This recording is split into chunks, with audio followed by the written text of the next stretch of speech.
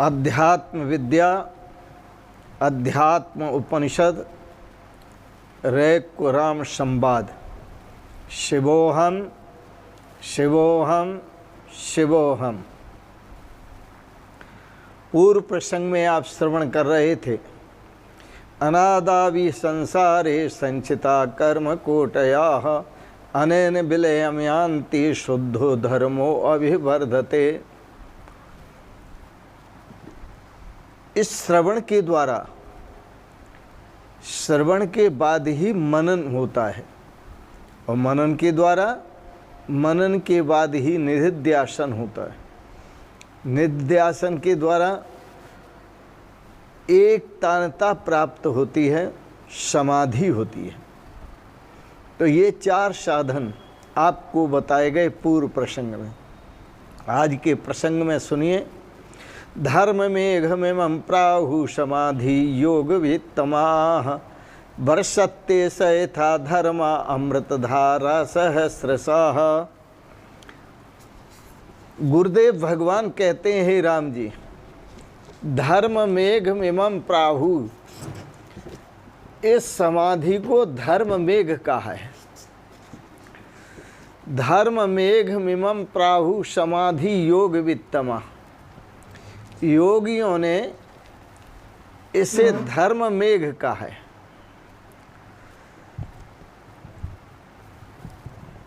कौन से योगियों ने? उत्तम योगियों ने। जो योगवेत्ताओं में उत्तम योगवेत्ता हैं, उन योगवेत्ता, उत्तम योगवेत्ता योगियों ने इस समाधि को धर्म मेघ कहा है, धर्म मेघ कहते हैं। वर्षत्तेष यथा धर्मा अमृत धारा सहस्रश, क्योंकि वह समाधि की, वह मेघ की तरह, वह मेघ बादलों की तरह सहस्र धाराओं से धर्म की बरसात करती है। हमें अपनी संस्कृति में जीना है, अपने धर्म में जीना है और धर्मनिष्ठ रहना है। तो इसका सुंदर सुगम उपाय यही है। समाधि से साधक की धर्म प्रवृत्ति बनती है, धर्म निष्ठा बनती है, धर्म आचरण की प्रवृत्ति बनती है, धर्म उपदेश की प्रवृत्ति बनती है, धर्म श्रवण की, धर्मोपदेश श्रवण की प्रवृत्ति बनती है, धर्म आचरण की प्रवृत्ति बनती है, धर्म को धारण करने की प्रवृत्ति बनती है। फिर सुने, गुरुदेव भगवान क्या कहते हैं, हे राम जी, उत्तम योगवेत्ता इस समाधि को धर्म मेघ कहते हैं, क्योंकि वह मेघ की तरह, जैसे बादल सहस्र धाराओं से बरसात करते हैं और इस पृथ्वी को, धरती को संतृप्त कर देते हैं बरसात करके, इसी प्रकार से धर्म रूप हजारों धाराओं से यह समाधि बरसात करती है और जीव को कृतार्थ कर देती है। धर्म रूप हजारों धाराओं से यह समाधि बरसात करती है, परम आनंद की बरसात करती है, परम रस की बरसात करती है, परम भक्ति की बरसात करती है, परम शाश्वत सुख की बरसात करती है, शाश्वत शांति की बरसात करती है, परम वैराग्य की बरसात करती है। थोथा वैराग्य नहीं, परम वैराग्य। यह समाधि के द्वारा सब संभव होता है। तो धर्म मेघमिमं प्राहु समाधि योग वित्तमा। कैसी बरसात करती है? और किसी पर बरसात हुई समाधि से? हाँ, समाधि से बरसात हुई भगवान वशिष्ठ पर। समाधि की बरसात, समाधि से बरसात हुई विश्वामित्र जी पर। भगवान विश्वामित्र जी पर, समाधि से बरसात हुई महर्षि संदीपनी जी पर, समाधि से बरसात हुई भगवान श्री राम पर और भगवान श्री कृष्ण पर, समाधि से बरसात हुई भगवान शिव पर, समाधि से बरसात हुई भगवान बुद्ध पर, समाधि से बरसात हुई ईसा मसीह पर, समाधि से बरसात हुई भगवान महावीर पर, ऋषभदेव भगवान पर, जिनको हम बुद्ध पुरुष कहते हैं, वो समाधि से ही बुद्ध पुरुष बने। जिसको हम श्रवण कहते हैं, समाधि में जाने से पहले जिसे हमने श्रवण कहा, वही श्रवण हमारा मनन बनता है, और जिसे हमने मनन कहा वही हमारा निधिध्यासन बनता है, और जिसे हमने निधिध्यासन कहा वही हमारी एक तानता बनती है, और हम समाधि में डूब जाते हैं। और समाधि से निकलते समय, वापस आते समय, समाधि से उत्थान पाने के बाद जो हमारी समाधि थी, उस समाधि से हम आते हैं एक तानता से निधिध्यासन में, और निधिध्यासन से हम आते हैं मनन में, और मनन से हम आते हैं श्रवण में। पर याद रखना कि यह श्रवण पहला चरण है। यह श्रवण समाधि में प्रवेश के लिए पहला चरण है, और महापुरुष समाधि में प्रवेश करने के बाद जब वापस लौटते हैं तो उनका अंतिम चरण वक्तृत्व होता है। वापस लौटने पर, क्योंकि जो समाधि में देखा और निधिध्यासन में उन्होंने अनुभव किया, वह अनुभव जब निधिध्यासन से ऊपर उठे तो फिर मन से मनन किया, और वह मनन किया हुआ फिर जब बोला तो वह वक्तृत्व बन गया।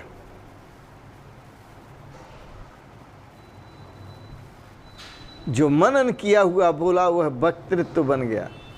एक बात याद करने की, रखने की है, भगवान बुद्ध समाधि में चले गए और 7 दिन तक नहीं बोले।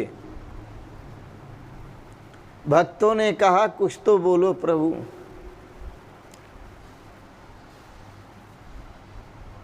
कुछ तो बोलो।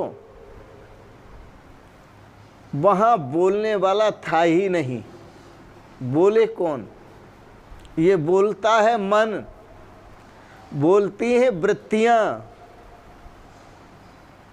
बोलते हैं विचार भाव,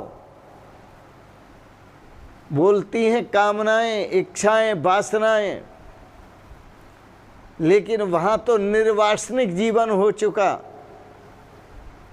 निर्विचार जीवन हो चुका, इच्छा रहित जीवन हो चुका, मन रहित, इंद्रियों की वृत्तियों से रहित। तो बोले कौन? वह इंद्रियों की वृत्तियां भी उस समय समाधि में एकतान हो जाती हैं। इंद्रियों की वृत्तियां भी समाधि में डूब जाती हैं उस परम आनंद में। ये तो समाधि से उठने के बाद अनुमान किया जाता है कि हम कहाँ थे और क्या हमको आनंद मिला, क्या हमको शांति मिली। उन महापुरुषों ने उसका बाद में वर्णन किया। समाधि से निधिध्यासन में आए, निधिध्यासन से मनन में आए, और मनन से जहाँ श्रवण की श्रेणी थी वहाँ उनका वक्तृत्व बन गया। वो वक्ता बनकर लौटे, और आदर्श वक्ता, दार्शनिक वक्ता। जैसे भगवान बुद्ध समाधि से लौटने पर उन्होंने बहुत कुछ समाज को दिया। भगवान ईसा मसीह जिन्होंने कहा अनलहक मैं खुदा हूँ, लोगों ने उन्हें फांसी पर चढ़ा दिया। भगवान बुद्ध ने कहा था आत्मा भी नहीं और परमात्मा भी नहीं। लोगों ने उनके साथ भी अच्छा व्यवहार नहीं किया। महावीर भगवान ने कहा एक आत्मा ही है, कोई परमात्मा नहीं है। उनके साथ भी सांसारिक लोगों ने अच्छा व्यवहार नहीं किया। कारण सब अपने अपने अनुभव को कह रहे थे महापुरुष। कबीरदास जी जब गए समाधि में और लौट कर आए, उन्होंने भी अपना अनुभव कहा और किन शब्दों में कहा, हेरत हेरत हे सखी रहा कबीर हेराई, समुद्र समाना बूंद में शोकत हेरी जाई। हे सखी, परमात्मा को खोजते खोजते, परमात्मा को खोजते खोजते ये पता चला कि परमात्मा खो गया, और ये भी पता चला कि मैं खो गया। यदि मैं को देखता हूँ तो परमात्मा नहीं दिखता, और परमात्मा दिखता है तो मैं नहीं दिखता। जैसे कोई आकाश से बूंद यात्रा करते हुए और समुद्र में आकर गिरती है, अब वो बूंद सोचती है कि मैं क्या कहूँ अपने को, समुद्र कहूँ या बूंद कहूँ। यदि बूंद कहती हूँ तो मेरी सीमाएं समाप्त हो चुकी हैं, और समुद्र कहती हूँ तो लोगों को विश्वास नहीं आएगा। संत जब समाधि में जाते हैं तो उनकी भी पोजीशन यही होती है। उनकी आत्मा जब परमात्मा के साथ एक हो जाती है तो एक होने पर वह क्या कहें अपने को आत्मा कहें कि आत्मा अहम मैं आत्मा हूँ, या ये कहें कि परमात्मा अहम मैं परमात्मा हूँ, क्या कहें अपने को। हेरत हेरत हे सखी रहा कबीर हेराई, बूंद समानी समुद्र में शोकत हेरी जाई। अब उस बूंद को खोजो कहाँ है, वो पूरा समुद्र ही हो गई बूंद। समुद्र बूंद हो गया और बूंद समुद्र हो गई। इसी प्रकार से जीव जब परमात्मा में प्रवेश करता है तो उस समय समाधि अवस्था में वह जीव ब्रह्म हो जाता है और ब्रह्म जीव हो जाता है। दोनों ही एक स्वरूप हो जाते हैं। वहाँ बूंद में और सिंधु में, बिंदु में और सिंधु में भेद नहीं रहता। यहाँ आत्मा में और परमात्मा में कोई भेद नहीं रहता। फिर धर्माचरण होता है, जिसका जीवन एक आदर्श जीवन होता है, परमात्मा स्वरूप में जीवन होता है, वही धर्म का आचरण कर सकता है और सुंदर तरीके से करेगा, हजारों तरीके से करेगा, हजारों प्रकार से करेगा। क्योंकि धर्म मेघ में मम प्राहु बरसते सह यथा धर्मा। जैसे बरसात होती है तो हजारों धाराओं से होती है, उसी प्रकार जो सिद्ध पुरुष है, सिद्ध महापुरुष है, वो हजारों प्रकार से उससे धर्म का आचरण होता है, वो करता नहीं है। जितने भी महापुरुष हुए हैं, भगवान श्री राम हुए धर्म का आचरण, साक्षात विग्रह वाहन धर्म भगवान श्री राम के। एक बार प्रेम से बोल दो, जय श्री राम। बोलो सियापति रामचंद्र भगवान की जय। भगवान श्री राम से धर्माचरण हुआ, हर तरफ से धर्माचरण हुआ।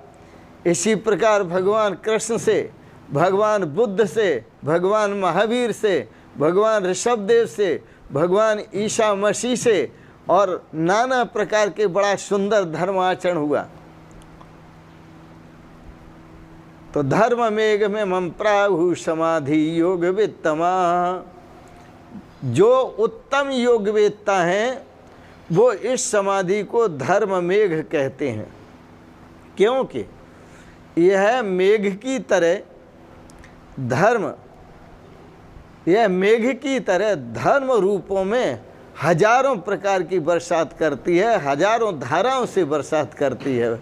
बोलो वृंदावन बिहारी लाल की जय, सतगुरुदेव भगवान की जय। आज के प्रसंगत आपने बड़े प्रेम और श्रद्धा से समाधिगत चर्चाओं को श्रवण किया, इसके लिए बहुत बहुत अनुग्रहित हैं। इसे आत्मसात करें और आप भी हर तरफ से अपने आप को देखें धर्माचरण करते हुए। इसी में आनंद है, इसी में प्रेम है, इसी में रस है, इसी में शाश्वत सुख और शांति है। क्योंकि जो कुछ आपको मिला है वो सब धर्माचरण के लिए मिला है। यतो धर्मस्ततो जय, जिधर धर्म होता है उधर ही विजय होती है, और धर्म आचरण करने वाला ही जीवन में श्री को प्राप्त होता है। श्रीमद् भागवत में भी इसका विशद विवेचन है, गीता दर्शन में भी विशद विवेचन है, उपनिषदों में भी विशद विवेचन है, वेदों में भी विशद विस्तार से विवेचन है। इन शब्दों के साथ ही आपने जो सुना, आपको अच्छा लगा, इसे सब्सक्राइब करें, लाइक करें, शेयर करें, और अंत में मैं आप सभी को अनंत मंगलमयी शुभ कामनाएं देता हूं। आप सदा स्वस्थ और सुखी रहें, आपका ध्यान परमात्मा में लगा रहे। इन शब्दों के साथ ही ओम सर्वे भवन्तु सुखिनः, सर्वे सन्तु निरामया, सर्वे भद्राणि पश्यन्तु, माँ कश्चित् दुख भाग भवेत्। ओम शांति शांति शांति। शिवोहम शिवोहम शिवोहम।